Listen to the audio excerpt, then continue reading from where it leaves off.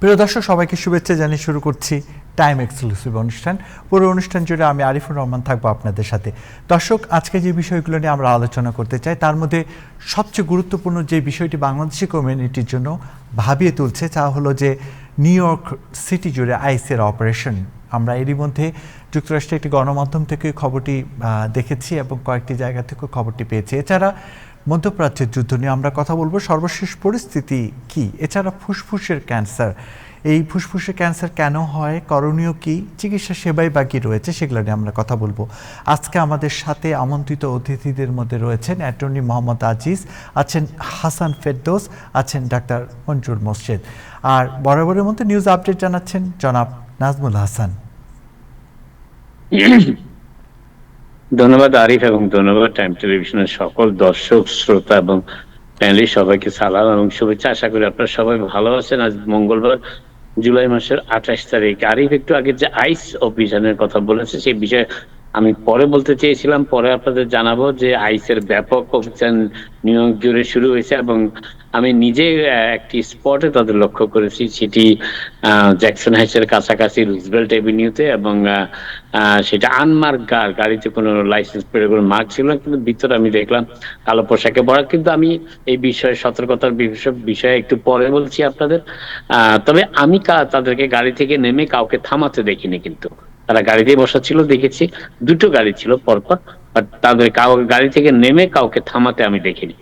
যাই হোক, অন্য খবরে আসে আজকে, সেটি হচ্ছে যে যুক্তরাষ্ট্র জানিয়েছে যে তারা ইরানের একটি ক্ষেপণাস্ত্র হামলা প্রতিহত করেছে আজকে, এবং ওই হামলার মধ্য দিয়ে যুক্তরাষ্ট্র জানাচ্ছে যে লড়াইয়ের সংক্ষিপ্ত বিরতির অবসান ঘটেছে, যেটি প্রেসিডেন্ট ট্রাম্প বলেছিলেন যে আপাতত বিরতি দেওয়া হচ্ছে, কিন্তু সেই বিরতির আজকে আনুষ্ঠানিক অবসান ঘটেছে যুক্তরাষ্ট্রের এই পাল্টা আক্রমণের পরিপ্রেক্ষিতে। যুক্তরাষ্ট্রের সামরিক বাহিনীর সেন্ট্রাল কমান্ড আজকেই জানিয়েছে যে ইরান মধ্যপ্রাচ্যে মোতায়েন আমেরিকান বাহিনীর উপর একাধিক ব্যালিস্টিক ক্ষেপণাস্ত্র নিক্ষেপ করেছে আজ। এর মধ্য দিয়ে সংঘাতের মাঝে যে সংক্ষিপ্ত বিরতি তৈরি হয়েছিল তা ভেঙেই গেল। যে সময় মধ্যস্থতাকারীরা, আমি গতকাল তার আগের দিনও জানিয়েছিলাম, পাকিস্তানের উদ্যোগে মূলত এবং কাতারের সহযোগিতায় মধ্যস্থতাকারীরা উভয় পক্ষকে আলোচনার টেবিলে ফিরিয়ে এনে যুদ্ধবিরতির দিকে নিয়ে যাওয়ার চেষ্টা করছিলেন, ঠিক সেই সময় এই যুদ্ধ বিরতির সাময়িক বিরতি যেটি ছিল সেটির আনুষ্ঠানিক অবসান ঘটিয়েছে, এবং এটি জানিয়েছে যুক্তরাষ্ট্রই। যুক্তরাষ্ট্রের সেন্ট্রাল কমান্ড আরো এক বিবৃতিতে আরো জানিয়েছে যে ইরানের সব ক্ষেপণাস্ত্রই সফলভাবে প্রতিহত করা হয়েছে, অর্থাৎ ইরান একাধিক ক্ষেপণাস্ত্র নিক্ষেপ করেছিল যুক্তরাষ্ট্রের নিয়ন্ত্রিত স্থাপনাগুলোর উপর, এবং সেগুলোকে সফলভাবেই প্রতিহত করা হয়েছে, সেন্ট্রাল কমান্ড সেটি জানিয়েছে। এবং সেন্ট্রাল কমান্ডের বিবৃতিতে আরো বলা হয় যে যুক্তরাষ্ট্রের সামরিক বাহিনী সতর্ক অবস্থানে রয়েছে এবং যে কোনো পরিস্থিতির জন্য সর্বোচ্চ প্রস্তুতি বজায় রেখেছে। এর আগে যুক্তরাষ্ট্র ইরানের মধ্যে কিছুটা শান্ত পরিস্থিতি বিরাজ করছিল, যদিও কৌশলগত গুরুত্বপূর্ণ হরমুজ প্রণালীকে কেন্দ্র করে কয়েক সপ্তাহ ধরে উত্তেজনা চলার পর উভয় পক্ষই বেশ কয়েকদিন কোনো হামলার ঘোষণা দেয়নি। পারস্য উপসাগরে এই সংকীর্ণ জলপথ হরমুজ প্রণালী, যা চক পয়েন্ট দিয়ে বিশ্বের মোট তেলের 20% সরবরাহ হয়ে থাকে। যুক্তরাষ্ট্রের সামরিক বাহিনীর বিবৃতি বা ক্ষেপণাস্ত্র হামলার বিষয়ে তেহরানের পক্ষ থেকে তাৎক্ষণিক কোনো মন্তব্য এখনো পাওয়া যায়নি। ট্রাম্প প্রশাসনের হোমল্যান্ড সিকিউরিটির একজন ঊর্ধ্বতন কর্মকর্তা ট্রাম্প প্রশাসন ছেড়ে চলে যাচ্ছেন, এবং তিনি এটা পরিষ্কার করে দিয়েছেন যে তিনি এর অভাবও বোধ করবেন না, অর্থাৎ ট্রাম্প প্রশাসনে চাকরি করার সময় যে সময়টা তিনি কাটিয়েছেন সেটির অভাব তিনি অনুভব করবেন না ট্রাম্প প্রশাসন ছেড়ে যাবার পর। Office of homeland security statistics এর নির্বাহী পরিচালক মার্ক রোজেনথাল একটি বিদায়ী বার্তার মাধ্যমে তার পদত্যাগের ঘোষণা দিয়েছেন, যা প্রশাসনের ইমিগ্রেশন কর্মসূচির প্রতি এক প্রকার প্রকাশ্য তিরস্কারের মতোই। Office of homeland security statistics এর নির্বাহী পরিচালক রোজেনথাল পদত্যাগের ঘোষণা দিয়ে বিদায় লগ্নে তিনি এমন এক বার্তা দিয়েছেন যা কার্যত বর্তমান প্রশাসনের ইমিগ্রেশন ডিপোর্টেশন সংক্রান্ত নীতির প্রতি এক প্রকাশ্য ভর্ৎসনা এবং তিরস্কার। ইনে রোজেনবার্গ লিখেছেন, বর্তমান প্রশাসনের সাথে আমার কাজকর্ম সম্পর্কের ইতি টানতে পেরে আমি অত্যন্ত আনন্দিত এবং এতে নিশ্চয়ই কারো অবাক হওয়ার কিছু নেই। রোজেনব্লাম আরো জানিয়েছেন যে তিনি তার পরবর্তী কর্মজীবন নিয়ে সমানভাবে উচ্ছ্বসিত, যদিও তবে কারণ সেখানে ইমিগ্রেশন নীতি নিয়ে এমন সব লক্ষ্য নিয়ে কাজ করার সুযোগ থাকবে যা আমার নিজের এবং অধিকাংশ আমেরিকানের মূল্যবোধের সাথে সামঞ্জস্যপূর্ণ। ট্রাম্পের কঠোর ইমিগ্রেশন বিরোধী পদক্ষেপের প্রতি এটি ছিল এক প্রকার স্পষ্ট কটাক্ষ রোজেনব্লামের। তিনি পরবর্তী কোন দায়িত্বে যোগ দিচ্ছেন তা প্রকাশ না করলেও তার কথা এটা স্পষ্ট হয়ে গেছে যে প্রশাসনকে তিনি পিছনে ফেলে আসছেন সে সম্পর্কে তার মনোভাব কেমন। রোজেনব্লাম রাজনীতিতে কোনো নতুন মুখ বা দলীয় কোনো কর্মী ছিলেন না। তিনি ডিএইচএস এর এক দশকেরও বেশি সময় ধরে দায়িত্ব পালন করছেন হোমল্যান্ড সিকিউরিটিতে এবং president Barack Obama, president Joe Biden এবং প্রেসিডেন্ট ট্রাম্পের প্রশাসনের অধীনেও কাজ করেছেন। ডিএইচএস এ যোগ দেওয়ার আগে তিনি সাবেক প্রেসিডেন্ট ওবামার ইমিগ্রেশন বিষয়ক নীতি নির্ধারণে ট্রানজিশন টিমে দায়িত্ব পালন করেছেন এবং মাইগ্রেশন পলিসি ইনস্টিটিউটের নেতৃত্বের ভূমিকাও পালন করেছিলেন। হ্যাঁ, যুক্তরাষ্ট্রের প্রায় সকল বিমানবন্দরে আইস, ইমিগ্রেশন এবং কাস্টম এনফোর্সমেন্টের গ্রেপ্তার বেড়েছে, যা দেশ থেকে বাধ্য করার অভিযানের নতুন এক ফ্রন্ট উন্মোচিত করেছে বলে রিপোর্ট প্রকাশ করেছে নিউ ইয়র্ক টাইমস। যুক্তরাষ্ট্রের ফেডারেল এজেন্টরা আমেরিকান নাগরিকদের জীবন সঙ্গী, প্রযুক্তি খাতের কর্মী এবং যাদের ভিসার মেয়াদ শেষ হয়ে গেছে এমন ব্যক্তিদের গ্রেপ্তার করতে শুরু করেছেন। এদের মধ্যে অনেকেই যুক্তরাষ্ট্রে অবস্থানের জন্য আবেদন করে রেখেছেন কিংবা অবস্থানের সময়সীমা বর্ধিত করার আবেদন করে রেখেছেন এবং সেই আবেদন বর্তমানে প্রক্রিয়াধীন রয়েছে। দ্য নিউ ইয়র্ক টাইমস এর হাতে আসা কাগজপত্র এবং ইমিগ্রেশন বিষয়ক আইনজীবীদের সাথে আলোচনার ভিত্তিতে জানা গেছে, যেটি নিউ ইয়র্ক টাইমস রিপোর্ট করেছে, যে ট্রাম্প প্রশাসন বিমানবন্দর দিয়ে যাতায়াতকারী এমন সব বিদেশি নাগরিককে, যাদের মধ্যে যুক্তরাষ্ট্রের নাগরিকদের জীবন সঙ্গীরা রয়েছেন, গ্রেপ্তার করতে শুরু করেছে যাদের যুক্তরাষ্ট্রের ভিসার মেয়াদ সম্প্রতি শেষ হয়ে গেছে। এটি এমন একটি কৌশল যার ফলে ডিপোর্টেশনের আওতায় পড়তে পারেন এমন মানুষের সংখ্যা ব্যাপকভাবে বৃদ্ধি পাবে বলে নিউ ইয়র্ক টাইমস রিপোর্ট করেছে। সাম্প্রতিক সপ্তাহগুলোতে অন্তত 15টি বিমানবন্দরে সাদা পোশাকে থাকা ইমিগ্রেশন কর্মকর্তারা চেক ইন কাউন্টার ও অ্যারাইভাল গেট থেকে নির্দিষ্ট ব্যক্তিদের তুলে নিয়ে গেছেন। এর মধ্যে কিছু গ্রেপ্তারের ঘটনা ঘটেছে নীরবে নিভৃতে, আবার কোনো কোনো ক্ষেত্রে ক্ষুদ্র সহযাত্রীরা পুরো ঘটনাটি ভিডিওতে ধারণও করেছেন। সাম্প্রতিক এই গ্রেপ্তার অভিযানটি ট্রান্সপোর্টেশন সিকিউরিটি অ্যাডমিনিস্ট্রেশন, টিএসএ হিসেবে যারা আমাদের কাছে পরিচিত, এবং immigration and custom enforcement ICE এর মধ্যকার একটি যৌথ কার্যক্রমের সম্প্রসারিত রূপ বলেই মনে হচ্ছে। দ্য নিউ ইয়র্ক টাইমস গত ডিসেম্বরে জানিয়েছিল যে এয়ারলাইন্সগুলোর দেওয়া তথ্যের ভিত্তিতে টিএসএ এর সহায়তায় আইস কর্মকর্তারা বিমানবন্দরে এমন ব্যক্তিদের গ্রেপ্তার করছিলেন যাদের বিরুদ্ধে আগে থেকেই ডিপোর্টেশনের আদেশ ছিল। তবে এখন হোমল্যান্ড সিকিউরিটি ডিপার্টমেন্টের নথিপত্র পর্যালোচনা এবং 1 ডজনেরও বেশি দেশের 25 জনেরও বেশি ব্যক্তির আইনজীবীদের সাথে কথা বলে দ্য নিউ ইয়র্ক টাইমস জানতে পেরেছে যে এই কর্মসূচির আওতায় এখন ভিসার মেয়াদ শেষ হয়ে যাওয়া মাত্রই ব্যক্তিরাও, যাদের সংখ্যা অনেক বেশি, অন্তর্ভুক্ত হয়েছে। প্রতি বছর বিপুল সংখ্যক অভিবাসী ও দর্শনার্থী টুরিস্ট ভিসার মেয়াদ শেষ হয়ে যাওয়ার পরও যুক্তরাষ্ট্রে থেকে যান কিংবা ভিসার মেয়াদ বাড়ানোর আবেদন করে থাকেন। মেয়াদ উত্তীর্ণ ভিসাধারী অনেকেরই অবস্থায় আইনগতভাবে এক স্পষ্ট, অস্পষ্ট ও ধূসর, যেটাকে গ্রে এরিয়া বলা হয়, পরিস্থিতির মধ্যে পড়ে যান, কারণ তারা ভিসা বা গ্রিন কার্ডের মেয়াদ বাড়ানোর অপেক্ষায় থাকেন এবং তাদের কাজের অনুমতি অর্থাৎ ওয়ার্ক পারমিটও দেওয়া হয়ে থাকে। অতীতে অপরাধে জড়িত না থাকলে এই ধরনের ব্যক্তিদের দেশ থেকে বহিষ্কারের ক্ষেত্রে অগ্রাধিকার দেওয়া হতো না এবং ভিসা বা গ্রিন কার্ডের মেয়াদ বাড়ানোর অপেক্ষায় থাকাকালীন তাদের খুব করে কমই আটক করা হতো যদিও। তবে প্রেসিডেন্ট ট্রাম্পের আমলে পরিস্থিতির ব্যাপক পরিবর্তন ঘটেছে। তার প্রশাসন ব্যাপক হারে দেশ থেকে ডিপোর্টেশনের কার্যক্রম শুরু করেছে এবং ভিসার মেয়াদ পেরিয়ে যাওয়া মাত্রই যুক্তরাষ্ট্রে অবস্থানকারী সকলকেই অবৈধ হিসাবে গণ্য করছে, অর্থাৎ যুক্তরাষ্ট্রের হোমল্যান্ড সিকিউরিটির কাছে যে তথ্য রয়েছে কখন আপনার ভিসার মেয়াদ শেষ হচ্ছে, এবং ভিসার মেয়াদ শেষ হওয়া মাত্রই কয়েক ঘন্টা পরেই তারা অবৈধ অভিবাসীদের তালিকাভুক্ত হয়ে যাচ্ছেন। নিউ ইয়র্ক সিটির স্কুলগুলোর উপর নিয়ন্ত্রণ সুনিশ্চিত করে মেজর জোহরান মামদানি স্কুল বোর্ডের ১৩ জন সদস্যের নাম ঘোষণা করেছেন। এক বিবৃতিতে মামদানি বলেছেন যে পাবলিক স্কুলগুলো নিউ ইয়র্কবাসীর সম্পদ। আর যেসব পরিবার, শিক্ষার্থী ও শিক্ষকের অবদানে এগুলো গড়ে উঠেছে, স্কুল সংক্রান্ত সিদ্ধান্ত গ্রহণের ক্ষেত্রে তাদের মতামত বা কণ্ঠস্বরকে যথাযথ গুরুত্ব দেওয়া উচিত।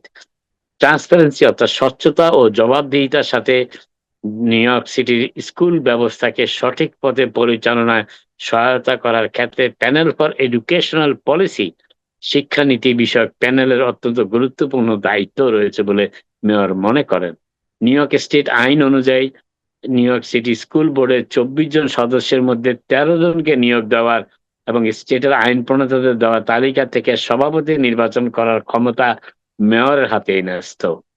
বর্তমান সভাপতির মেয়াদ শেষ হতে এখনো সেপ্টেম্বর মাস পর্যন্ত সময় বাকি রয়েছে, যদিও অভিভাবক প্রতিনিধির মধ্য থেকে ৫ জন সদস্য নির্বাচিত হন এবং সিটির ৫টি বড় বা প্রশাসনিক এলাকার প্রেসিডেন্টরা অর্থাৎ বড় প্রেসিডেন্টরা প্রত্যেকে একজন করে সদস্য নিয়োগ দেন।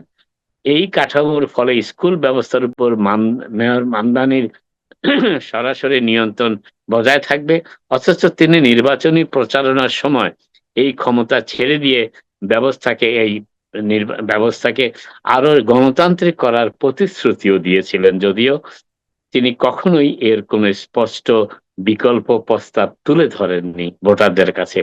দায়িত্ব গ্রহণের ঠিক আগেই তিনি সেই অবস্থান থেকে সরে আসেন এবং সর্বশেষ নিউ ইয়র্ক স্টেট বাজেটে মেয়রের নিয়ন্ত্রণ আরো ২ বছর বহাল রাখার বিষয়ে রাজ্য স্টেট আইন প্রণেতাদের রাজি করাতেও তিনি সফল হয়েছেন। তিনি মেয়র নির্বাচিত হওয়ার আগে স্টেট আইন প্রণেতাদের একজন ছিলেন, যদিও মেয়র মামদানির নেতৃত্বে এই প্যানেল সম্ভবত বেশ কিছু স্পর্শকাতর ও গুরুত্বপূর্ণ বিষয় নিয়ে আলোচনা করবে এবং নতুন এই বোর্ডের উপর প্রভাব বিস্তারের লক্ষ্যে সংশ্লিষ্ট পক্ষের প্রতিনিধিরা ইতিমধ্যেই প্রস্তুতি নিতেও শুরু করেছেন। এবার আসি অন্য আরেকটি প্রসঙ্গে। নিউ ইয়র্ক সিটি মেট্রো এলাকায় বন্যার প্রকোপ বাড়ছে। যখনই আবহাওয়ার সংবাদ আমরা শুনি দুর্যোগপূর্ণ আবহাওয়ার, তার সাথেই আসে ফ্ল্যাশ ফ্লাড অর্থাৎ আকস্মিক বন্যার প্রকোপের কথা, এবং এর কারণগুলো জানা গেল আজ কিছুটা কারণ, যদিও বিষয়টি এমন একটি নিয়মিত ঘন ঘন ঘটতে থাকা ঘটনায় পরিণত হয়েছে, অর্থাৎ এই ফ্ল্যাশ ফ্লাডিং। মনে হচ্ছে যে নিউ ইয়র্ক সিটি ও এর আশেপাশের এলাকায় বন্যার পানি রাস্তাঘাট গ্রাস করে ফেলার সময় বন্ধ দরজার নিচ দিয়ে পানি ভিতরে চুয়ে ঢুকছে। এটি একটি নিত্য নৈমিত্তিক ঘটনায় পরিণত হচ্ছে, বিশেষ করে বৃষ্টিপাতের দিনে। এবং স্টর্ম ড্রেন গুলো, বৃষ্টির পানি নিষ্কাশন ব্যবস্থা যেগুলোর উপর নির্ভরশীল, তাদের যথাযথ কাজ করতে পারছে না সেই ড্রেন গুলো। গবেষণায় জানা গেছে যে বন্যা ঝুঁকিপূর্ণ যুক্তরাষ্ট্রের ৮টি উপকূলীয় সিটির মধ্যে নিউ ইয়র্ক সিটিতে সবচাইতে বেশি মানুষ ঝুঁকির মধ্যে রয়েছে। সাধারণ বন্যার ক্ষেত্রে ৪৭.৫ লাখ এবং চরম বন্যার ক্ষেত্রে ৪৪ লাখ মানুষ এই ঝুঁকির মধ্যে থাকে নিউ ইয়র্ক সিটিতে। অন্যদিকে নিউ অর্লিয়েন্স শহরে আপেক্ষিক ঝুঁকির মাত্রা সবচেয়ে বেশি। উভয় ক্ষেত্রে প্রায় ৯৯% মানুষ ওই নিউ অর্লিয়েন্স এলাকায় বন্যার ঝুঁকিতে থাকে সবসময়, বন্যার সময় আর কি। নিচু ও ঘনবসতিপূর্ণ সিটি এলাকা যেখানে পানি নিষ্কাশন ব্যবস্থার ঘনত্বটি বেশি, আর সেখানে উপকূলীয় বন্যার ঝুঁকি সবচেয়ে বেশি থাকে। সামগ্রিকভাবে এই পরিমাপযোগ্য কাঠামোটি নীতি নির্ধারকদের জন্য এমন সব কার্যকর তথ্য পরামর্শ প্রদান করে থাকে যা অন্যান্য বন্যা প্রবণ অঞ্চলে বন্যা ব্যবস্থাপনার ক্ষেত্রে সহায়ক হতে পারে। গবেষণা অনুযায়ী জলবায়ু পরিবর্তন ছাড়াও এই সিটিগুলোর উচ্চ ঝুঁকির পিছনে বেশ কিছু বিষয় বা ভেরিয়েবলস রয়েছে থাকে, যেমন ভূপৃষ্ঠের উচ্চতা, পানি নিষ্কাশন ব্যবস্থার ঘনত্ব ডেনসিটি, জনসংখ্যার ঘনত্ব, বৃষ্টিপাতের পরিমাণ, ভবনের উচ্চতা এবং নদী উপকূল থেকে দূরত্ব। যুক্তরাষ্ট্রের বন্যার প্রকোপ কতটা তীব্র হয়েছে গবেষণায় উল্লেখিত ইমার্জেন্সি ইভেন্টস ডেটাবেসের তথ্য অনুযায়ী 1900 সাল থেকে 2021 সালের মধ্যে বন্যায় 70 লক্ষ মানুষের মৃত্যুর খবর পাওয়া গেছে। 121 বছরে যুক্তরাষ্ট্রে 70 লাখ মানুষ বন্যায় মৃত্যুবরণ করেছেন। এতে ক্ষতিগ্রস্ত হয়েছেন 3,80,00,000 মানুষ এবং আর্থিক ক্ষতির পরিমাণ দাঁড়িয়েছে $1.3 ট্রিলিয়ন। এটি মোটেও বিস্ময়কর নয়, কারণ বন্যা হলো সবচেয়ে ব্যয়বহুল প্রাকৃতিক দুর্যোগ, যা প্রতি বছর কোটি কোটি ডলারের সম্পদ ও কৃষিজ ফসলের ক্ষতি সাধন করে থাকে। গবেষকদের পূর্বাভাস অনুযায়ী 2050 সালের মধ্যে যুক্তরাষ্ট্রের উপকূলীয় অঞ্চলে সমুদ্র পৃষ্ঠের উচ্চতা 0.25 থেকে 0.30 মিটার পর্যন্ত বৃদ্ধি পাবে। নিউ ইয়র্ক সিটির মেয়র মামদানি এবার ইহুদি সম্প্রদায়ের সমালোচনার মুখে পড়েছেন। সিটির ইহুদি সম্প্রদায়ের সমালোচনার মুখে, কারণ তিনি তার বিচার বিভাগীয় মনোনয়ন অর্থাৎ জুডিশিয়াল সিস্টেমের মনোনয়নের বিষয়ে পরামর্শ নেওয়ার জন্য একটি 18 সদস্যের কমিটি নিয়োগ দিয়েছেন। তিনি যে 18 জনকে বেছে নিয়েছেন তাদের মধ্যে একজনও ইহুদি সম্প্রদায়ভুক্ত নন। এখন ইহুদি সংগঠনগুলো মেয়রের তীব্র সমালোচনা করতে শুরু করেছে। মেয়র মামদানি অবশ্য জোর দিয়ে বলেছেন যে তিনি সমস্ত নিউ ইয়র্কবাসীর মেয়র হবেন, কিন্তু মেয়র বিচার বিভাগীয় নিয়োগের সুপারিশ করার জন্য সিটি হল একটি উপদেষ্টা কমিটি গঠন করেছেন, যা নিউ ইয়র্কের ব্যাপক বৈচিত্র্যকে প্রতিফলিত করার কথা। কিন্তু ব্যতিক্রম শুধু এই যে এতে একজন ইহুদি সদস্যও নেই। সিটির ইহুদি বার অ্যাসোসিয়েশন গুলো প্রতিবাদ জানিয়ে মেয়রকে একটি চিঠিও দিয়েছে। এই কমিটি থেকে ইহুদি প্রতিনিধিত্ব বাদ দেওয়াটা কোনোভাবেই প্রতিনিধিত্বমূলক বা অন্তর্ভুক্তিমূলক নয় বলে তারা চিঠিতে স্পষ্ট উল্লেখ করেছে, এবং এটি একটি উদ্বেগজনক ধারা অনুসরণ করছে, যা অনেক ইহুদি নিউ ইয়র্কবাসীকে ক্রমবর্ধমান ভাবে প্রান্তিক বোধ করাচ্ছে, অর্থাৎ তারা মার্জিনাল হয়ে যাচ্ছেন। কমিটির সভাপতিত্ব করছেন মেয়রের নির্বাচনী আইনজীবী আলী নাজিমি, যিনি প্রচারণার সময় এই হালকা মেজাজের ভিডিওতে মামদানির সাথেই উপস্থিত ছিলেন। মেয়র মামদানির টিম যদিও একজন অবসরপ্রাপ্ত ইহুদি বিচারক জন লেভেনথলকে প্রাথমিকভাবে বিবেচনা করেছিল, কিন্তু পরবর্তীতে তাকে প্রত্যাখ্যান করে। মেয়রের মুখপাত্র বলেছেন, যখন জানা গেল যে মিস্টার লেভেনথল গিসলেইন ম্যাক্সওয়েলের আইনি দলে কাজ করেছেন, তখন মেয়র মামদানি প্রশাসন তার নিয়োগ নিয়ে আর অগ্রসর না হওয়ারই সিদ্ধান্ত গ্রহণ করে। শেষ করছি একটি গুরুত্বপূর্ণ স্বাস্থ্য বিষয়ক গবেষণায় পাওয়া কিছু তথ্য দিয়ে আপনাদের। আমাদের অনেকেরই নিয়মিত একটি অভ্যাস টিভি দেখা, যে মস্তিষ্কের আকার কমিয়ে দেয়, এবং তা জানা গেল আজকে এক গবেষণা প্রাপ্ত তথ্যে। আপনার মায়ের সতর্কবাণী যে একদম সঠিক ছিল তাই এখন প্রমাণিত হলো। একটি নতুন গবেষণায় বলা হয়েছে যে টেলিভিশন সত্যিই মস্তিষ্কের ক্ষতি করে থাকে।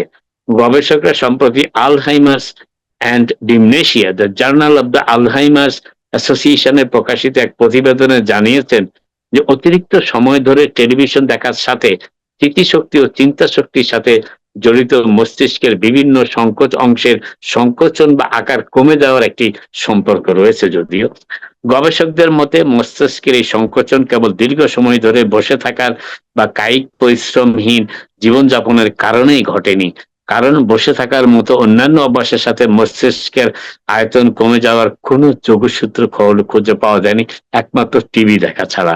নতুন এই গবেষণায় জন্য গবেষকরা প্রায় 1700 জন 1700 জন ব্যক্তির তথ্য বিশ্লেষণ করেছেন, যারা হৃদযন্ত্র মস্তিষ্কের স্বাস্থ্য বিষয়ক একটি দীর্ঘমেয়াদী গবেষণায় অংশ নিয়েছিলেন।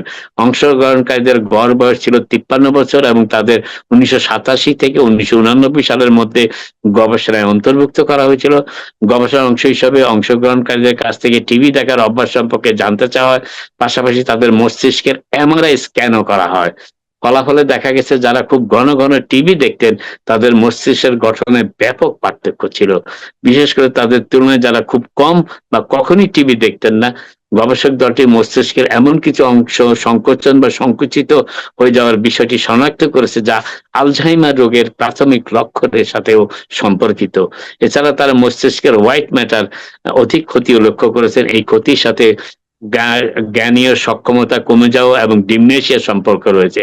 শারীরিক কার্যকলাপ, ডায়াবেটিস, ধূমপান, মদ্যপান, বডি মাস ইন্ডেক্স যেটাকে বিএমআই বলা হয়, এর মতো অন্যান্য বিষয়গুলো বিবেচনা নেওয়ার পরও মস্তিষ্কের এই পার্থক্যগুলো অপরিবর্তিত ছিল টিভি দেখার বিষয়ে।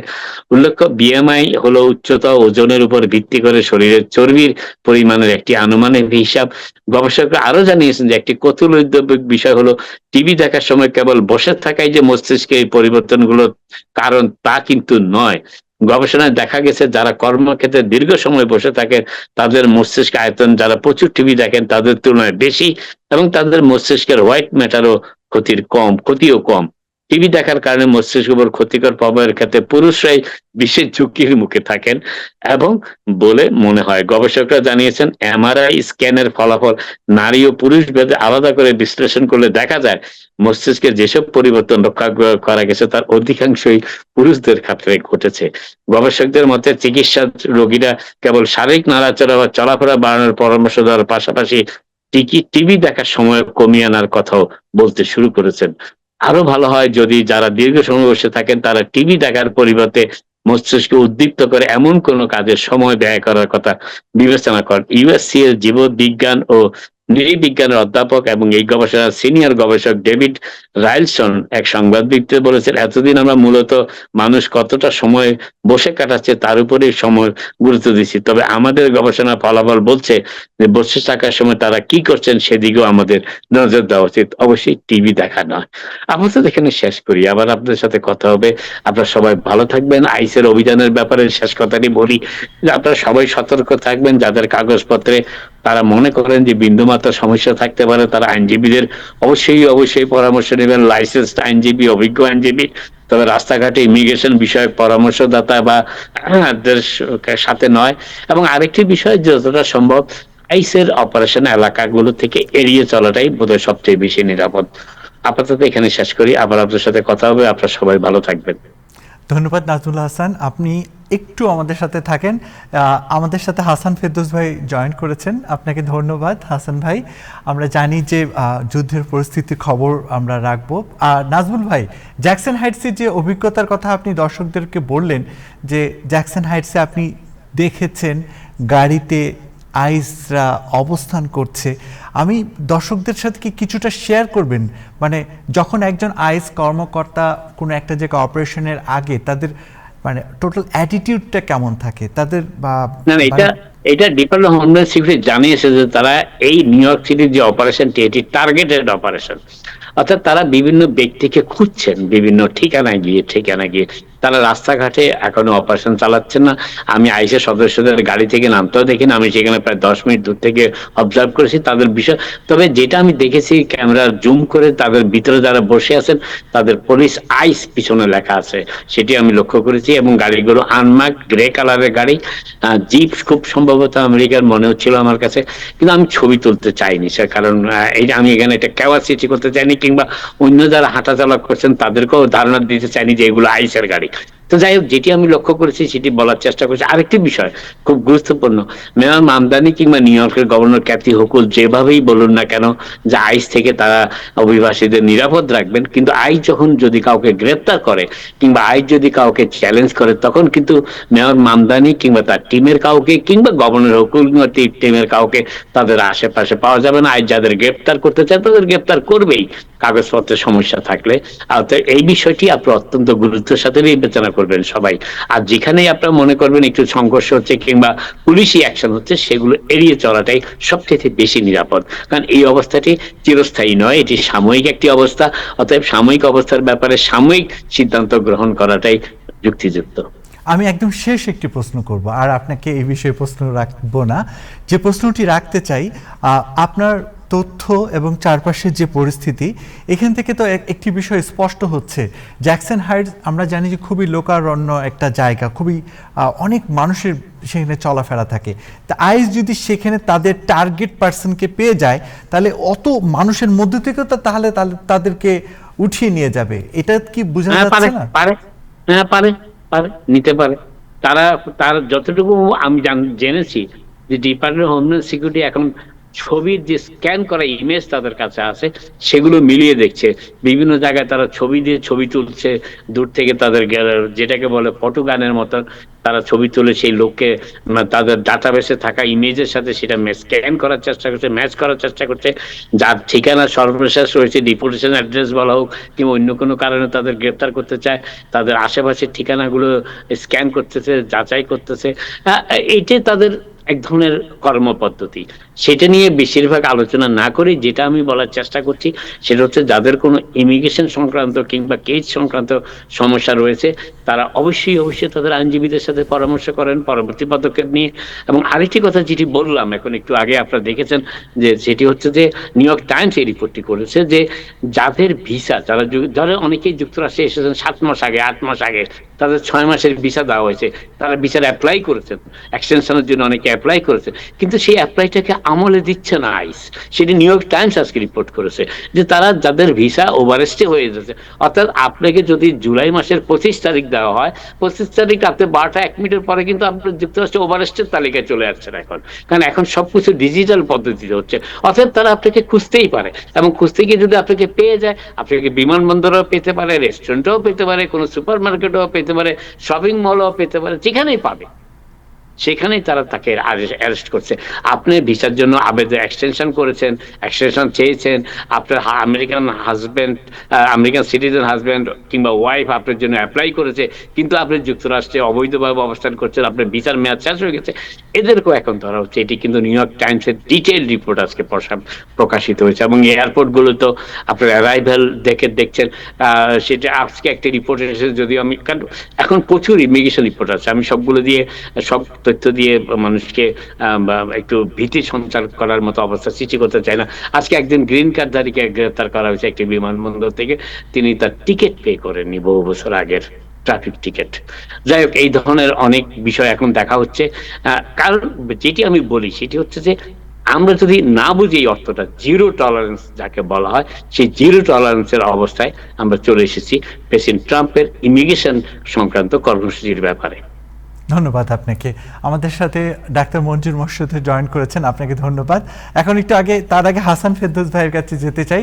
হাসান ফেরদৌস ভাই, খুব স্বাভাবিকভাবে যুদ্ধ পরিস্থিতি আমরা আপডেট দর্শকরা জানার চেষ্টা করছেন, এবং বিভিন্নভাবে আমরা দেখছি যে আসলে এটার শেষ কোথায়, সর্বশেষ পরিস্থিতি নিয়ে আপনি কি তথ্য দিবেন?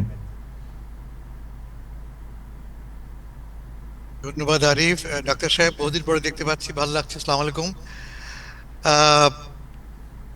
অনেকগুলি ঘটনা ঘটে গেছে যার সঙ্গে যা একে অপরের সঙ্গে সংযুক্ত বা সংযুক্তও না। যেমন আজকে হোয়াইট হাউসে ইসরায়েলের প্রধানমন্ত্রী নেতানিয়াহু এসছেন, তিনি লিন্ডজি গ্রাহামের অন্ত্যেষ্টিক্রিয়ায় যোগ দেওয়ার জন্য এসেছিলেন, কিন্তু দেখা করেছেন প্রেসিডেন্ট ট্রাম্পের সঙ্গে। ইন্টারেস্টিংলি, প্রেসিডেন্ট ট্রাম্পের সঙ্গে সাক্ষাৎকারটি, সেখানে কোনো টিভি ক্যামেরা বা সাংবাদিকদের ঢুকে দেওয়া হয়নি, যা আনইউজুয়াল। ট্রাম্প সাহেব সবসময় সাংবাদিকদের ডেকে নিয়ে বসান, কথা শোনান, এবার তা তিনি করেননি। এবং এই সাক্ষাৎকারের ঠিক আগে তিনি বলেছিলেন যে ইরানের সঙ্গে খুব ফ্রুটফুল আলোচনা হচ্ছে, ফ্রেন্ডলি আলোচনা হচ্ছে। তিনি আজকে খুব জোর দিয়ে বলেছিলেন তিনি দুপুরের দিকে। আমরা খানিকক্ষণ আগে জানলাম যে আজকেই, এখন ইরানে সকাল, খানিকক্ষণ আগে ইরান জর্ডানের উপরে মার্কিন ঘাঁটির বিরুদ্ধে সারপ্রাইজ অ্যাটাক করেছে, আকস্মিক অ্যাটাক করেছে ড্রোন দিয়ে। এটা মূলত সিরিয়া থেকে আমরা খবরটা পেয়েছি, সিরিয়ার এরিয়াল ফটোগ্রাফি আমরা পেয়েছি, ভিডিও পেয়েছি, আমরা দেখতে পাচ্ছি আমরা যে ঝাঁকে ঝাঁকে ড্রোন ছুটে যাচ্ছে, ক্ষয়ক্ষতির বিবরণ আমরা জানি না। তাহলে একদিকে খুব ফ্রুটফুল আলোচনা হচ্ছে বলছেন প্রেসিডেন্ট ট্রাম্প, অন্যদিকে ইরান ড্রোন পাঠাচ্ছে। ব্যাপারটা কি হচ্ছে আমরা কেউ বলতে পারছি না, কারণ সত্যি কথা কোনো পক্ষ থেকে বলা হচ্ছে না। তবে একটা জিনিস স্পষ্ট, যে দুই পক্ষই চাইছে, এবং এটা সকল পক্ষ থেকে প্রকারান্তরে বলা হচ্ছে, আলোচনা ক্ষেত্রে ম্যাক্সিমাম অ্যাডভান্টেজ তারা গেইন করতে চাইছে। কিভাবে? ট্রাম্প সাহেব যেমন স্পষ্ট করে বলে দিচ্ছেন, আলোচনা টেবিলে আসো, কথা বলো, চুক্তি করো, তা নাহলে কিন্তু আমি আক্রমণ করলাম তোমাদেরকে, তোমাদের সেতু উড়িয়ে দেব, তোমাদের সুপেয় পানির প্ল্যান্ট উড়িয়ে দেব, তোমাদের ইলেকট্রিক গ্রিড ধ্বংস করে দেবো, তিনি বলছেন। অন্যদিকে তিনি বলছেন যে আবার খুব ফ্রুটফুল আলোচনা হচ্ছে। তাকে জিজ্ঞেস করা হলো যে ব্যাপারটা কি, তো আপনি বলছেন আলোচনা হচ্ছে, অন্যদিকে ইরান বলছে না কোনো আলোচনাই হচ্ছে না। তো উনি তার জবাবে বললেন যে দেখো ওরা যে কি বলে আমি নিজে বুঝি না, ওদের একদল লোক ভেতরের মধ্যে অনেক কন্ট্রাডিকশন আছে, সে কারণে সব তথ্য সব পাচ্ছি না ওদের কাছ থেকে আমরা। তবে তিনি প্রিটি কনফিডেন্ট বলে মনে হয়েছে তার কথা শুনে যে আলোচনা এগুচ্ছে। এই মুহূর্তে মূল ফোকাস দুটো ফোকাস, একটা হচ্ছে গিয়ে পারমাণবিক অস্ত্র প্রশ্নে ইরানের সঙ্গে চুক্তি। আমরা জানি আমেরিকা কোনোভাবেই ইরানকে পারমাণবিক অস্ত্র বানাতে দেবে না, এবং সে কারণে তারা পিক্সেক্স একটি পাহাড়ে যেখানে ইরানিরা তাদের পারমাণবিক অস্ত্রাগার গড়ে তুলছে বলে ভাবা হচ্ছে, তাতে আক্রমণ করার কথা ভাবা হচ্ছে। আমেরিকার প্রায় তৈরি ছিল। 3 দিন আগে আমরা শুনেছি প্রেসিডেন্ট ট্রাম্প বলেছেন যে আজ রাতেই প্রবলভাবে আক্রমণ করা হবে। শেষ মুহূর্তে আক্রমণ তিনি করেননি, মূলত হোয়াইট হাউসে তার ভাইস প্রেসিডেন্ট জেডি ভ্যান্স এবং অন্যান্য সামরিক কর্মকর্তারা বলেছেন যে এই মুহূর্তে আক্রমণ করাটা বুদ্ধিমানের কাজ হবে না। কেন? তার কারণ আমাদের হাতে এনাফ বারুদ নেই, মিউনিশনস নেই। আমাদের যেই ব্যালিস্টিক মিসাইল ঠেকাতে যেই ইন্টারসেপ্টর প্রয়োজন তা ফুরিয়ে আসছে, ডেঞ্জারাসলি লো হয়ে গেছে স্টক পাইল। এটা ওয়াইজ নয় এই মুহূর্তে যুদ্ধ।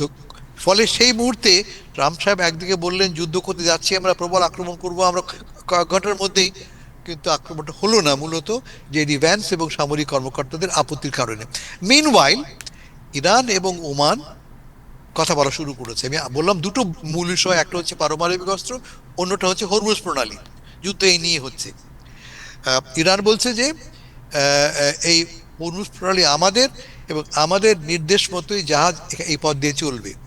আপনারা জানেন প্রণালীর দুটো দিক, একদিকটা ইরানি দিক, একটি ওমানি দিক।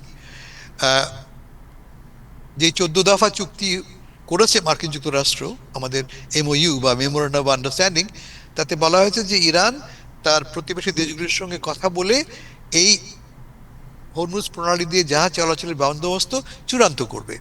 তো সেই সূত্রে ইরান এবং ওমান কথা বলেছে। ইরান দাবি করেছে যে সব জাহাজ আমাদের দিক দিয়ে যেতে হবে, এবং জাহাজগুলিকে সার্ভিস চার্জ, টোল বলেনি তারা, ট্যাক্স বলেনি তারা, সার্ভিস চার্জ পে করতে হবে। অন্যদিকে ওমান বলছে যে না, কিছু জাহাজ আমাদের দিকেও যেতে পারে। আমরা জানি 4 দিন আগে দুটি মার্কিন জাহাজে আক্রমণ করা হয়, সৌদি আরব জাহাজে আক্রমণ করা হয়েছিল।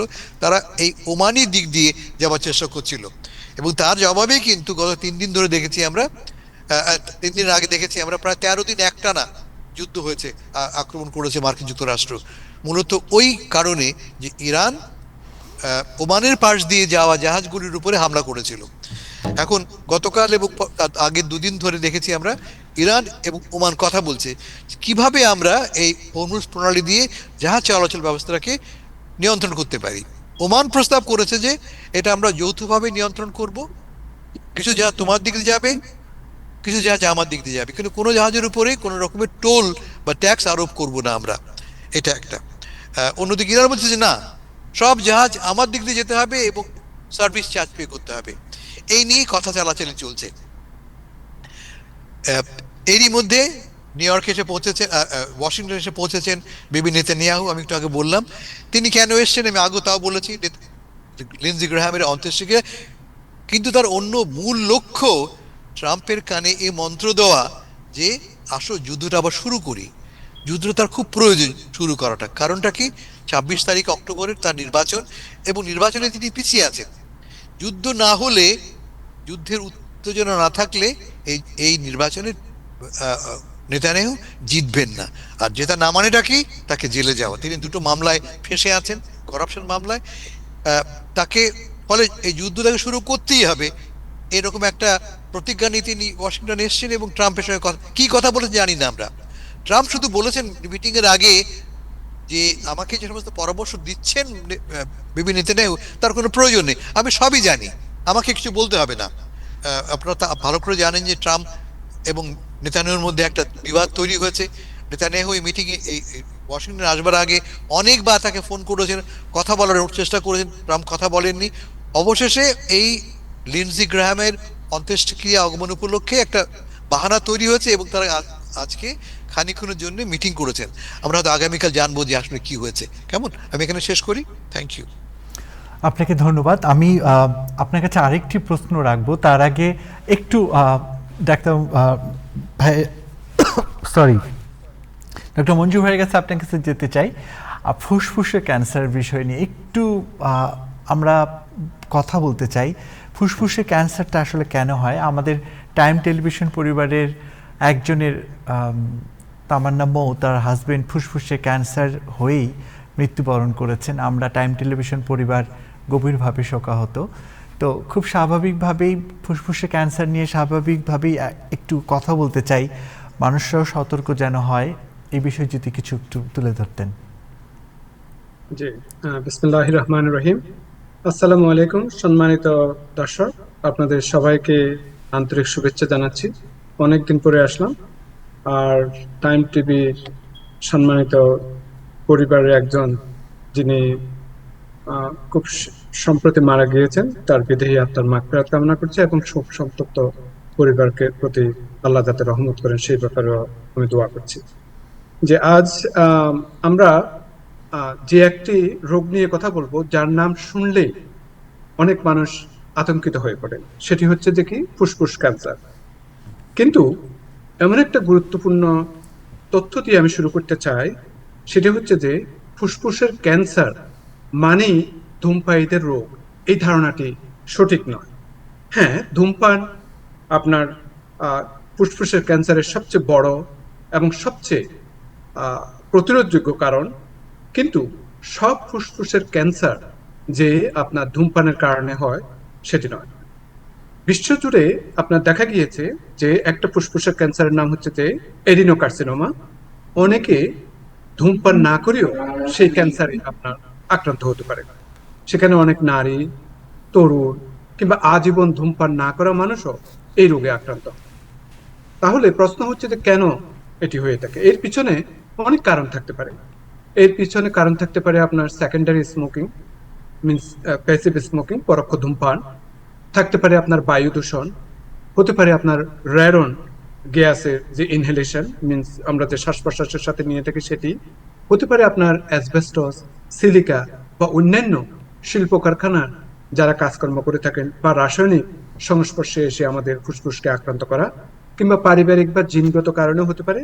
এবং কিছু কিছু ক্ষেত্রে জিনের পরিবর্তন, যেটাকে আমরা জেনেটিক মিউটেশন বলে থাকি।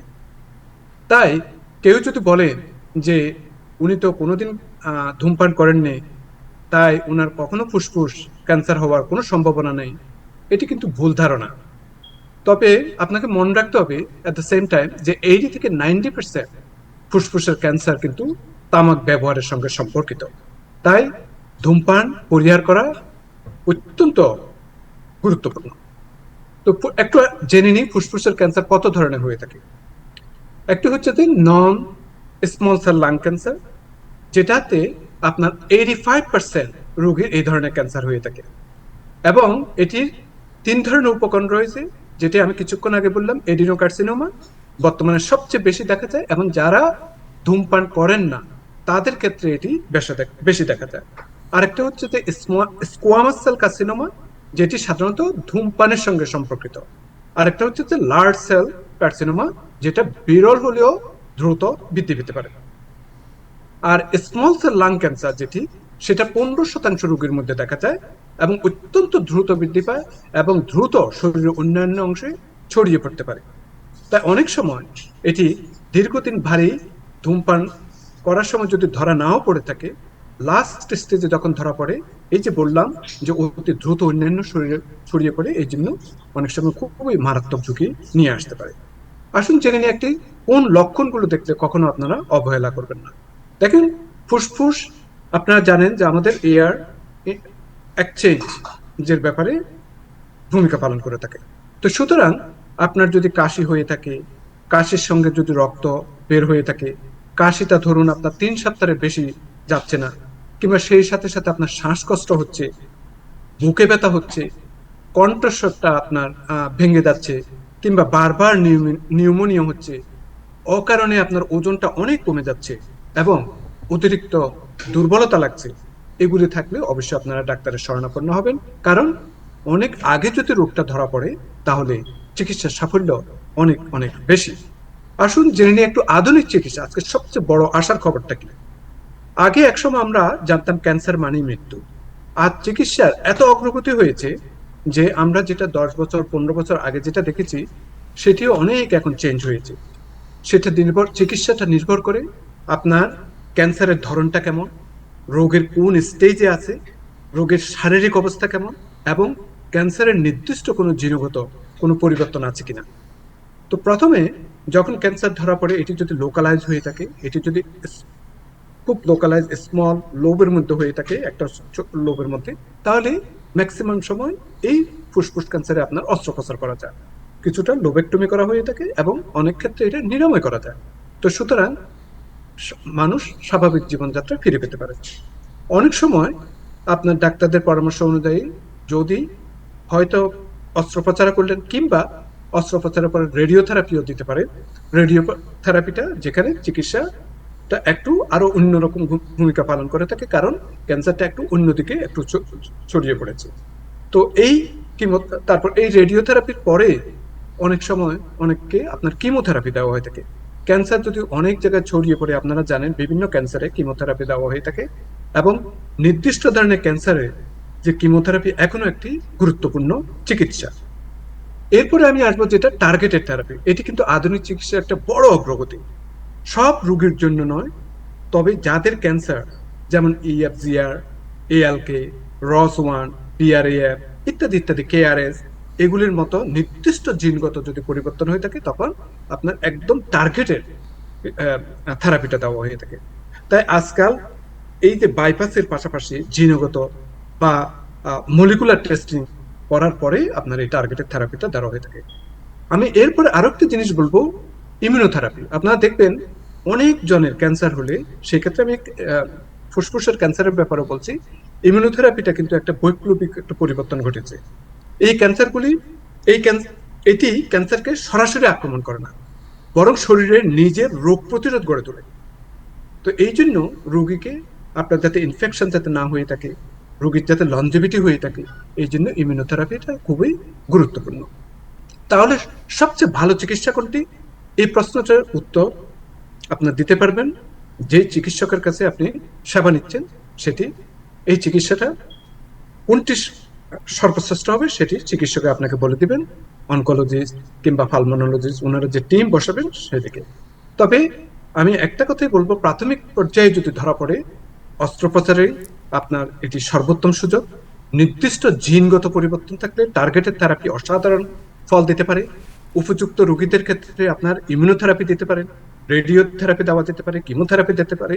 তো সুতরাং আজকের দিনে ফুসফুসের ক্যান্সারের চিকিৎসায় একজন থোরাসিক সার্জন, মেডিকেল অনকোলজিস্ট কিংবা radiation oncologist, pulmonologist, radiologist, pathologist সবাই মিলে রোগীর সর্বোচ্চ যে ট্রিটমেন্টটা দেওয়া যায় সেটির ব্যাপারে ওনারা সুন্দর একটা পরিকল্পনা নিয়ে থাকে। শেষ কথা আমি বলবো প্রিয় দর্শক, আমি আজ শুধু একটা বিষয় আপনাদের মনে রাখতে বলবো, ফুসফুসের ক্যান্সার মানেই ধূমপায়ীর রোগ নয়, আর ফুসফুসের ক্যান্সার মানেই জীবনের শেষ নয়। সঠিক সময়ে যদি আপনি রোগটা নির্ণয় করতে পারেন, সঠিক পরীক্ষা করাতে পারেন, আধুনিক চিকিৎসা হাজারো মানুষকে নতুন জীবন দেওয়া যেতে পারে। যদি আপনার দীর্ঘদিনের কাশি থাকে, যদি আপনার কাশির সঙ্গে রক্ত যায়, অকারণে যদি আপনার ওজন কমে যায় বা শ্বাসকষ্ট হয়ে থাকে, তাহলে দয়া করে অবহেলা করবেন না। আর যদি আপনি ধূমপান করেন, তাহলে আজই ধূমপান ছাড়ার সিদ্ধান্ত নিন। যদি মনে করেন যে অনেক বছর ধূমপান করে ফেলেছেন, আর কি হবে, ক্ষতি তো হয়ে গেছে অলরেডি, না, এখনই ধূমপান বন্ধ করবেন, এখনই আপনার কাজে লাগবে, এখনই আপনার লনজিভিটি বেড়ে যাবে, এখনই আপনি বিভিন্ন রোগ থেকে আপনি প্রতিরোধ করতে পারবেন। তো সুতরাং এটি আপনার জীবনের সবচেয়ে মূল্যবান সিদ্ধান্তের একটি হওয়া উচিত, যে আজকে থেকে আর ধূমপান নয়। জি, আপনার কাছে অসংখ্য ধন্যবাদ। আমরা কোন বয়সী মানুষরা সত্যিকার অর্থে ক্যান্সারের, ফুসফুসে ক্যান্সারের স্টেজে চলে আসলে তাদেরকে ফাইনালি পৃথিবী ছেড়ে চলে যেতে হয়, আপনার কাছে আসবো। তার আগে একটু হাসান ভাইকে আমি অপেক্ষা করে রেখেছি। হাসান ভাই, আপনি যে ব্যাখ্যাটি দিয়েছেন, এই ব্যাখ্যা থেকে আমার ক্ষুদ্র জ্ঞান থেকে একটি প্রশ্ন এসেছে যে ওমান যে অ্যাটিটিউডটা দেখাচ্ছে, ইরানের সাথে কথা বলছে, অর্থাৎ তেল জাহাজগুলোর ব্যাপারে আপনার কাছে কি মনে হয় না যে যুক্তরাষ্ট্রকে এড়িয়েই তারা এখন প্রকাশ্যে আলোচনা করছে, এবং অনেক দেশও আমরা যতটুকু জেনেছি গণমাধ্যম থেকে পর্যালোচনা করে যে ইরানের সাথে তারা কথা বলছে, এটা আসলে সুস্পষ্টভাবে কিসের ইঙ্গিত? ইরানের সাথে কথা বলার এই কথাটি কিন্তু ওই 14 দফার মধ্যে ছিল, ইরান এবং ওমানের মধ্যে। আমি উল্লেখ করেছি যে সেখানে দফাতে বলা হয়েছিল যে স্ট্রেট অফ হরমুজ কারা ম্যানেজ করবে এই নিয়ে ইরান তার প্রতিবেশী দেশগুলোর সঙ্গে কথা বলবে। অন্য কথায় আমেরিকা মেনে নিয়েছিল যে এই স্ট্রেট অফ হরমুজটা ম্যানেজ করবে ইরান এবং তার প্রতিবেশীরা। এখন আমরা জানি এই স্ট্রেটটা দুদিকে, একদিকে ওমান, একদিকে ইরান। ফলে বলতে পারো তোমরা যে আমরা বলতে পারি যে কমন ওনারশিপ এই দুই দেশেরই। ইরান বলছে যে না, এটা আমার সমুদ্র সীমার মধ্যে পড়ে, ফলে আমি একলা এটার আমি ওনারশিপ ক্লেম করছি, কিন্তু আসো ম্যানেজ করি আমরা এটাকে দুজনে মিলে। কিভাবে জাহাজগুলিকে আমরা টোল বসাবো, তা কিভাবে বন্টন করবো, লেটস টক টুগেদার। ওমান বলছে যে, এবং ইউ আর রাইট, মধ্যপ্রাচ্যে বর্তমানে একটা বড় রকমের পরিবর্তন ঘটছে on strategic and security needs. তাদের দুরাগত কৌশলগত প্রয়োজন এবং নিরাপত্তা ব্যবস্থা। মার্কিন যুক্তরাষ্ট্র ব্যর্থ হয়েছে, প্রমাণিত হয়েছে, তারা এই দেশগুলির নিরাপত্তা দিতে পারছে না। এই যুদ্ধে কি প্রমাণিত হলো?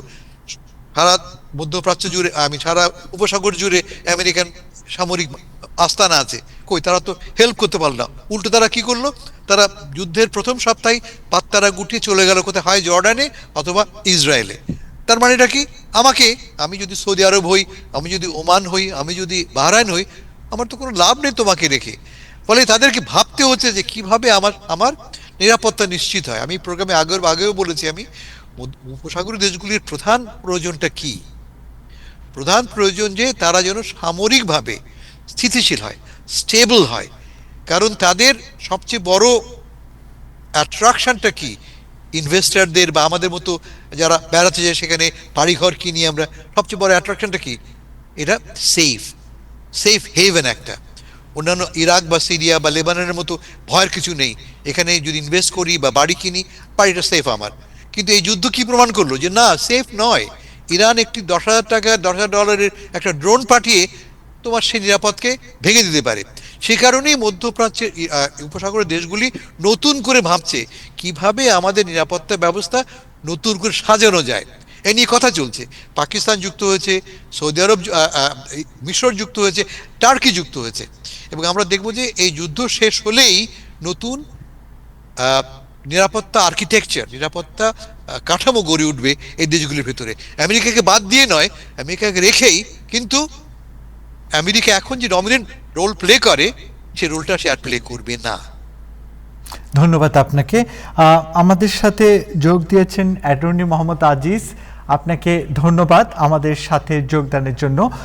আজিজ ভাই, খুব স্বাভাবিকভাবে বাংলাদেশি কমিউনিটি সহ বিভিন্ন দেশের কমিউনিটির মানুষ, এরই মধ্যে সংবাদটি ছড়িয়ে গেছে, অনেক গণমাধ্যমে এসেছে।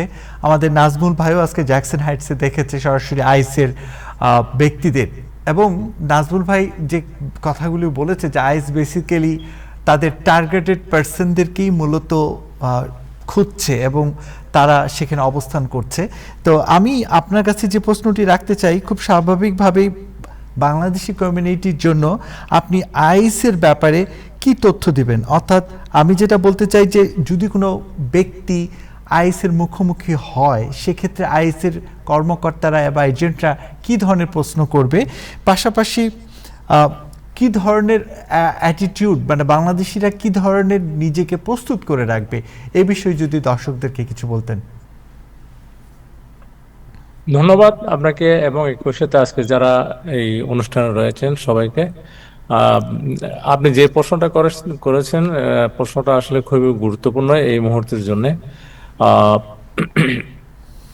ট্রাম্প প্রশাসন ইলেকশনের আগ থেকে বলে আসছিল এবং ক্ষমতায় আসার সাথে সাথেই যে বিভিন্ন রেগুলেশন অথবা বিভিন্ন এক্সিকিউটিভ অর্ডার দিয়ে মানে যেটা প্রকাশ করেছে, তারই মানে ধারাবাহিকতা হলো যে কি এখনকার অবস্থা আমরা যেটা দেখতে পাচ্ছি বিভিন্ন পত্রপত্রিকায় আসতেছে, সেটা হলো New York City, New York সিটিতে রিসেন্টলি আইস, বিশেষ করে মানে সিটির বর্ডারিং এরিয়াগুলো, লং আইল্যান্ড, কুইন্স এরিয়া অথবা ওদিকে ব্রঙ্কস বা ওসব এরিয়াতে তাদেরকে দেখা যাচ্ছে, বা তারা লোকদেরকে ধরার বা ধরপাকড় করার জন্য চেষ্টা করতেছে। এবং যেহেতু আমরা দেখতে পেয়েছি আইসের ব্যাপারে নিউ ইয়র্ক সিটির মেয়র আসলে খুবই কঠোর।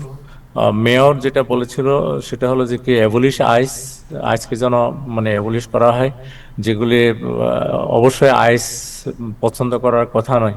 এবং একই সাথে আমরা রিসেন্টলি দেখতে পেয়েছি মানে নিউ ইয়র্কের গভর্নর কেটি হকুলস মানে উনি একটা মানে অর্ডারে সাইন করেছেন, এবং এখানে ল এনফোর্সমেন্ট মানে স্টেট বা সিটির ল এনফোর্সমেন্ট এজেন্সিগুলি যেন মানে ফেডারেল এজেন্সিগুলি বিশেষ করে আইসের সাথে মানে ওতপ্রোতভাবে জড়িত হয়ে কোনো ধরনের মানে অপারেশন যেন না করে। এসবের কারণে আমার মনে হচ্ছে যে ইন্টেনশনালি তারা এখন নিউ ইয়র্ক সিটিকে টার্গেট করেছে। এবং মানে যেটা আমাদের কাছে ইনফরমেশন সেটা হলো যে কি যাদের ব্যাপারে যাদের উপর বিভিন্ন মানে হয়তো আগে ডিপোর্টেশন ছিল, অথবা ভলান্টারি ডিপার্চারের অর্ডার ছিল, অথবা যাদের বিভিন্ন ধরনের ক্রিমিনাল অ্যারেস্ট অতীতে ছিল, তাদেরকে খুঁজে বের করা, তাদেরকে টার্গেটেড অ্যারেস্ট করা, ধরপাকড় করা, এটাই মানে শুরুতে আমরা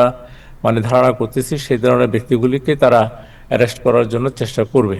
তো এক্ষেত্রে আমি যেটা বলতে চাই সেটা হলো যে কি এটা মানে ট্রাম্প যতদিন আছে ইমিগ্রেশনের ব্যাপারে আমরা বা আইসের ধরপাকড়ের ব্যাপারে খুব একটা ভালো কিছু আমরা আশা করি না। হয়তো এখন যেটা চলছে সামনে হয়তো এর চেয়ে আরো খারাপ হবে বা এই ধরনের চলতে থাকবে। তো এক্ষেত্রে আমাদেরকে মানে খুবই মানে কুল মাইন্ড ওয়েতে আমাদেরকে এইসব বিষয়গুলো মোকাবেলা করতে হবে, দেখতে হবে মানে আইনে মানে আমাদের জন্য কি প্রোটেকশন রয়েছে সেগুলি মেনে আমাদেরকে এই বিষয়গুলো মোকাবেলা করতে হবে। যেমন আপনার আইস আপনার ঘরে আসলো, তাহলে অথবা রাস্তায় আপনাকে জিজ্ঞাসাবাদ করলো। আমরা দেখেছি এই আমাদের মানে কাছাকাছি এই নর্থ ইস্টেই আপনার মেইনে একজন ব্যক্তিকে কয়েক সপ্তাহ আগে তাকে মানে দাঁড়ানোর জন্য বলা হয়েছে। স্বাভাবিকভাবে মুখ বাঁধা সন্ত্রাসীদের মতো দেখতে মনে হয়। এই ধরনের ব্যক্তিকে মানুষ যদি দেখে তাহলে এমনিতেই মানুষ পলায় যায়। মানে ব্যক্তিটাও তাই করেছিল, এবং আলটিমেটলি তাকে দৌড়ে তাকে গুলি করা হয়েছে। সে কলম্বিয়ান ভদ্রলোক, সে আলটিমেটলি মারা গিয়েছে। এবং আমরা যেটা জানি এই বছরেই মানে অন্তত 8 জন ব্যক্তি আইসের হাতে হত্যার সম্মুখীন হয়েছে, তাদেরকে মানে গুলি করে হত্যা করা হয়েছে, যেটা খুবই দুঃখজনক। এই ধরনের কোন আজিজ ভাই, সিচুয়েশন আমাদের আমরা না করি। আজিজ ভাই, দুটো প্রশ্ন আপনার কাছে রাখতে চাই। খুব স্বাভাবিকভাবে আমাদের কাছে অনেকে ফোন করছেন, এবং আজকে আপনি এখানে আইনগত ব্যাপারগুলো নিয়ে কথা বলছেন। অনেকে যে বিষয়গুলো জানতে চেয়েছেন তার মধ্যে থেকে দুটো প্রশ্ন আপনার কাছে রাখতে চাই। একটি প্রশ্ন হচ্ছে যে অনেক অ্যাজাইলেম পারসন এরই মধ্যে বলছে যে তাদের অনেকের ক্ষেত্রে আমরা কিছু সংবাদেও দেখেছি যে সরাসরি আদালতে চলে যাবে, অর্থাৎ ইউএসসিআইএসে তাদের ইন্টারভিউর জন্য হয়তো বা যেতে হবে না, সরাসরি আদালতে চলে যাবে। এরকম কোনো কি নিয়মে কোনো পরিবর্তন এসেছে কি? হ্যাঁ, গভর্নমেন্টের যেটা কথা সেটা হলো যে কি তারা অ্যাসাইলামের যেটা পদ্ধতি সেই পদ্ধতিকে তারা মানে আরো গতিশীল করতে চায়। গতিশীল করার যেটা টার্গেট সেটা হলো যে কি মানে যে পদ্ধতি তারা গতিশীল করতে চায় সেটা হলো যে কি আরেকটা হয়রানির একটা বিষয়। হ্যাঁ, আপনার এই মানে আইসের এখন যেটা রেগুলেশন সেটা ইমিডিয়েটলি সেটা আইস না, মানে ডিপার্টমেন্ট অফ হোমল্যান্ড সিকিউরিটির মানে ইউএসসিএস যারা এখানে অ্যাফার্মেটিভ অ্যাসাইলাম অ্যাপ্লিকেশন যারা করেন, যারা মানে এখানে এসে বৈধভাবে এসে কোনো কারণে নিজের দেশের সমস্যার কারণে এখানে কেউ যদি অ্যাসাইলাম করেন তাহলে এটাকে আমরা অ্যাফার্মেটিভ অ্যাসাইলাম বলি। মানে এই ধরনের অ্যাসাইলাম অ্যাপ্লিকেশনগুলি ইউএসএস করা হয়, এবং সেখানে লোকদের একটা ইন্টারভিউ হয়, এবং ইন্টারভিউ হওয়ার পরে যদি ইন্টারভিউতে যদি অ্যাসাইলাম অফিসার যদি স্যাটিসফাই না হন তখন অ্যাসাইলাম অফিসার এসব অ্যাসাইলাম অ্যাপ্লিকেন্টদেরকে তারা কোর্টে পাঠায়। কিন্তু এখন মানে এই মানে গতকাল থেকে বা এই কয়েকদিন থেকে যেই রেগুলেশনটা তারা ফলো করতেছে সেটা হলো যে কি অ্যাসাইলাম অফিসার যদি চায় তাহলে কাউকে ইন্টারভিউতে না দেখে তার কাগজপত্র দেখে এই ইন্টারভিউটা স্কিপ করতে পারবে, স্কিপ করে তাকে সরাসরি কোর্টে পাঠিয়ে দিতে পারবে।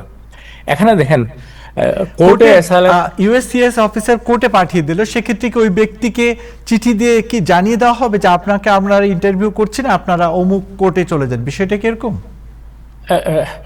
বিষয়টা অনেকটা সে ধরনের মানে মানে যেসব কেসগুলিতে ইন্টারভিউ নেওয়া হয় সেই কেসগুলির সেই মানে ইন্টারভিউগুলির পরে নর্মালি মানে ইউএসএ যেটা করে সেটা হলো যে একটা রেফারেল লেটার, যে আমরা তার ইন্টারভিউ নিয়েছি, এটা হলো যে সামারি, আমরা তার যেটা ক্লেম সেটা স্যাটিসফাইড না, আর একটা এনটিএ বলা হয়, নোটিশ টু অ্যাপিয়ার, নোটিশ দিয়ে তাদের কোর্টে পাঠিয়ে দেওয়া হয়। এখন রেফারেল কোনো কিছু থাকবে না, যেহেতু ইন্টারভিউ নেওয়া হবে না, যাদের ক্ষেত্রে নেওয়া হবে না, মানে এটা হলো তাদের যে ক্ষেত্রে কি সরাসরি মানে চিঠি পাঠিয়ে দেওয়া হবে যে আপনাদের ইন্টারভিউ নেওয়া হলো না, আপনারা কোর্টে যান, বিষয়টা কি এরকম? হ্যাঁ, তাদের একটা মানে এনটিএ পাঠানো হবে যে এত তারিখ এতটা বাজে আপনি কোর্টে গিয়ে যাবেন, কোর্ট এটা অ্যাডজুডিকেট করবে। এখানে আমাদের যেটা বোঝা দরকার সেটা হলো যে কি ডিপার্টমেন্টে যেটা কেস হয় সেটা হলো সেখানে আপনার বিপক্ষে কথা বলার কিন্তু কেউ নেই। ইন্টারভিউ অফিসার আপনার ইন্টারভিউ করে আপনি আপনার কেসটা সেখানে প্লেস করবেন, এবং এখানে লোকদের একটা স্বাধীনতা থাকে, আপনার বিরুদ্ধে যেহেতু কেউ কথা বলে না। কিন্তু কোর্টে যখন যায় তখন গভর্নমেন্টের পক্ষ থেকে মানে আইসের পক্ষ থেকে সেখানে একজন অ্যাটর্নি থাকে, এবং তারা আপনি যেসব ক্লেমগুলি পেশ করেন সেগুলি তারা স্ক্রুটিনাইজ করে, তারা সেগুলির বিপক্ষে কথা বলে, সেগুলির ব্যাপারে আপনাকে জেরা করে, বিভিন্ন ধরনের প্রশ্ন করে আপনার ক্লেমকে মিথ্যা প্রমাণ করার চেষ্টা করে। সেখানে বিষয়টা আসলে মানে একজন ব্যক্তি তার যদি লয়ার না থাকে এটা খুবই ডিফিকাল্ট তাদের পক্ষে এই মানে হিয়ারিংগুলি করা, যেটা ডিপার্টমেন্টের মধ্যে অনেকটা ইজি। তো এটা এই সিস্টেমকে মানে ব্যাকলগ মুক্ত করা বা ত্বরান্বিত করার নাম দিয়ে তারা যেটা করতেছে, আসলে এই দেশে আমরা দেখতে পাই প্রচুর মানুষ যাদের অ্যাটর্নির নেয়ার সুযোগ তাদের নাই, অথবা ফাইন্যান্সিয়ালি তারা ক্যাপেবল না, অথবা ওরা কোনো স্বেচ্ছাসেবী কোনো প্রতিষ্ঠান বা অর্গানাইজেশন তাদেরকে হেল্পের সুযোগ তারা পায় না। সেখানে গিয়ে এইসব ব্যক্তিগুলির পক্ষে আসলে কোর্টে গিয়ে অ্যাসাইলাম হিয়ারিংগুলি করা তাদের জন্য খুবই কষ্টসাধ্য হবে। এবং গভর্নমেন্ট যেটা চাচ্ছে, বর্তমান প্রশাসন যেটা চাচ্ছে, মানে যদিও বা তারা বলতেছে যে আমরা এই সিস্টেমটাকে অনেকে অ্যাবিউজ করতেছে, আমরা ত্বরান্বিত করতেছি, আসলে মানে এই গভর্নমেন্টটাই কিন্তু সিস্টেমটাকে এখন অ্যাবিউজ করার চেষ্টা করতেছে, মানুষদেরকে বিপদে ফেলার চেষ্টা করতেছে। এটা হলো যে কি তাদের টার্গেট। বুঝতে পেরেছি, আপনাকে অসংখ্য ধন্যবাদ। আমরা একটু মঞ্জু ভাইয়ের কাছে যেতে চাই। আপনার যে প্রশ্নটি আপনার কাছে রেখেছিলাম যে কোন ধরনের স্টেজে মানুষকে পৃথিবী থেকে চলে যেতে হয়, আর যে কথাটি বলতে চাই যে কোন বয়সী মানুষরা এখন সবচেয়ে বেশি ফুসফুসে ক্যান্সারে আক্রান্ত হচ্ছে, একদম ছোট করে আপনার কথার পরে আমরা অনুষ্ঠানটি শেষ করতে চাই। জি জি জি দেখুন, ক্যান্সারের অনেকগুলো স্টেজ থাকে। যদি এটি প্রথম, দ্বিতীয় এবং অনেক ক্ষেত্রে তৃতীয় স্টেজের ফুসফুসের ক্যান্সার সম্পূর্ণ নিরাময় করা সম্ভব হতে পারে যদি সময় মতো আপনার সঠিক চিকিৎসাটা করা যায়। যখন চতুর্থ স্টেজে চলে আসে, ক্যান্সারের শরীরের অন্য অঙ্গে ছড়িয়ে পড়ে, তাই সাধারণভাবে একে সম্পূর্ণ নিরাময়যোগ্য বলা হয় না। তবে এর অর্থ এই নয় যে চিকিৎসা নেই। আধুনিক যে থেরাপির কথা বললাম, টার্গেটেড থেরাপি, ইমিউনোথেরাপি, অন্যান্য উন্নত চিকিৎসার মাধ্যমে রোগী অনেক বছর ভালো জীবনযাপন করতে পারে। তাই স্টেজ 4 মানেই আশা শেষ, এই ধরনের কথা আজ আর সঠিক না। তো আমি সবশেষে একটা জিনিস বলতে ভুলে গিয়েছি, যেটি হচ্ছে যে আপনার যাদের কোন স্টেজে আপনার কোন সময় আপনাদের ফুসফুস ক্যান্সার আছে কিনা এটি একটু স্ক্রিন করবে। প্রথমত স্ক্রিন লাং ক্যান্সার যদি আপনার স্ক্রিনিং করতে হয়, এটি low dose CT scan chest করতে হয়। হ্যাঁ, ফুসফুসের CT scan low dose CT scan করতে হয়। তো এইজটা হচ্ছে যে 50 থেকে 80 ইয়ার্স ওল্ডের মধ্যে করতে হবে, এবং যাদের 20 years back history of smoking history আছে। 20 ইয়ার্স ব্যাক হিস্ট্রি কেমন? ধরুন আপনি এক প্যাকেট সিগারেট ডেইলি খেয়েছেন 20 বছর ধরে, এটা হচ্ছে যে 20 ইয়ার্স। অথবা 2 প্যাক সিগারেট খেয়েছেন 10 বছর, 10 times 2 দ্যাটস অলসো 20 ইয়ার্স। তো এইরকম যদি খেয়ে থাকেন, কিংবা যারা 15 বছর আগে এই বয়সের মধ্যেও যদি স্মোকিং বন্ধ করে দেন, তাদের ক্ষেত্রে অবশ্যই আপনার এই লো ডোজ সিটি স্ক্যানটা করতে হবে। যখন AD1 হয়ে গেছে কিংবা তার বেশি হয়ে গেছে, এবং যদি 15 বছর আগেও যদি স্মোকিং বন্ধ করে দেন, তখন আর লো ডোজ সিটি স্ক্যানটা করানো হয়ে থাকে না, কারণ ওই সময় বয়সও বেশি হয়ে গিয়েছে, হয়তো অনেকে সার্জারি করার ক্ষমতাও থাকতে পারে না, এই জন্য এটি গাইডলাইনে নাই। অ্যাগেইন 50 থেকে 80 ইয়ার যাদের স্মোকিং হিস্ট্রি আছে, সোজা কথা আপনারা আপনাদের প্রোভাইডারের সাথে আলাপ করবেন যাতে কোনো ধরনের লো ডোজ সিটি স্ক্যান করা যায় কিনা। আপনাকে অসংখ্য ধন্যবাদ আমাদের আয়োজনে থাকার জন্য। অ্যাটর্নি মোহাম্মদ আজিজ, আপনাকেও ধন্যবাদ, প্যানেলে থাকা সবাইকে ধন্যবাদ। দর্শক, আজ এ পর্যন্তই। সবাই ভালো থাকুন, সুস্থ থাকুন, টাইম টেলিভিশনের সঙ্গে থাকুন। আল্লাহ হাফেজ।